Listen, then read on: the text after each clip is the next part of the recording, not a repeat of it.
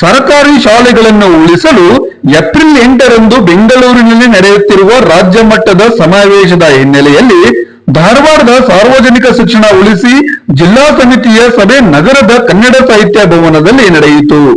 ಸಭೆಯಲ್ಲಿ ರೈತ, ಕಾರ್ಮಿಕ, ಮಹಿಳಾ ಸಂಘಟನೆಗಳು ಸೇರಿದಂತೆ ಎಲ್ಲಾ ಸಮಿತಿಯ ಸದಸ್ಯರು ಭಾಗವಹಿಸಿದ್ದು, ಸಭೆಯ ನಂತರ ರಾಜ್ಯ ಮಟ್ಟದ ಸಮಾವೇಶದ ಭಿತ್ತಿ ಚಿತ್ರ ಬಿಡುಗಡೆ ಮಾಡಲಾಯಿತು.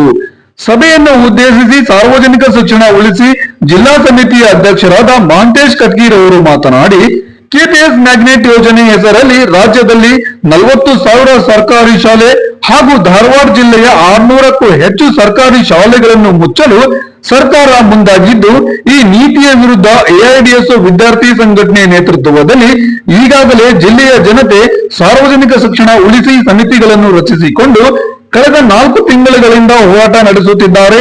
ಕೆಪಿಎಸ್ ಮ್ಯಾಗ್ನೆಟ್ ಯೋಜನೆ ಕೈಬಿಟ್ಟು ನಮ್ಮೂರ ಶಾಲೆ ಉಳಿಸಿ ಎಂದು ಆಗ್ರಹಿಸಿ ಹಳ್ಳಿಗಳಲ್ಲಿ ಹೋರಾಟ ನಡೆಸಿ ತಾಲೂಕಾ ಹಾಗೂ ಜಿಲ್ಲಾ ಮಟ್ಟದ ವಿದ್ಯಾರ್ಥಿ ಪೋಷಕರ ಪ್ರತಿಭಟನಾ ಸಮಾವೇಶಗಳು ನಡೆದಿವೆ.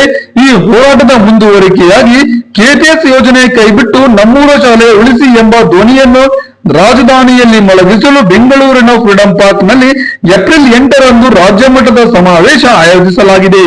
ಈ ಸಮಾವೇಶಕ್ಕೆ ನಾಡಿನ ಹಿರಿಯ ಸಾಹಿತಿಗಳು, ಶಿಕ್ಷಣ ತಜ್ಞರು ಬೆಂಬಲ ವ್ಯಕ್ತಪಡಿಸಿದ್ದು, ಸಾಮಾಜಿಕ ಹೋರಾಟಗಾರರಾದ ಎಸ್.ಆರ್. ಹಿರೇಮಠ್, ಹಿರಿಯ ಸಾಹಿತಿಗಳು ಡಾಕ್ಟರ್ ಸಿದ್ದಲಿಂಗ ಪಟ್ಟಣ ಶೆಟ್ಟಿ, ಹಿರಿಯ ಲೇಖಕಿ ಡಾಕ್ಟರ್ ಮಾಲತಿ ಪಟ್ಟಣ ಶೆಟ್ಟಿ, ವಿಮರ್ಶಕರಾದ ಶ್ಯಾಮ್ ಸುಂದರ್ ಬಿದರಕುಂದಿ ಸೇರಿದಂತೆ ಇನ್ನೂ ಹಲವಾರು ಗಣ್ಯರು ಬೆಂಬಲ ಸೂಚಿಸಿದ್ದಾರೆ.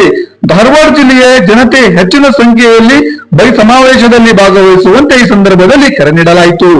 ಸಭೆಯಲ್ಲಿ ಎಐಡಿಎಸ್ಒ ಜಿಲ್ಲಾ ಕಾರ್ಯದರ್ಶಿ ಶಶಿಕಲಾ ಮೇಟಿ, ಸಣ್ಣಬಸವ ಗೋನವರ್, ಮುಖಂಡರಾದ ಭವನಾ ಬಳ್ಳಾರಿ, ಗಂಗೂಬಾಯಿ ಕೊಕ್ರೆ ಹಾಗೂ ಸಮಿತಿಯ ಸದಸ್ಯರಾದ ಶಿವಪ್ಪ ಮಡಿವಾಳ್, ಶಿವಾಜಿ ಸೂರ್ಯವಂಶಿ, ಹನುಮಂತ್ ಉಣಕಲ್, ಅಣ್ಣಪ್ಪ ಗರ್ಗದ್ ಸೇರಿದಂತೆ ಇನ್ನೂ ಇತರರು ಸಂದರ್ಭದಲ್ಲಿ ಉಪಸ್ಥಿತರಿದ್ದರು.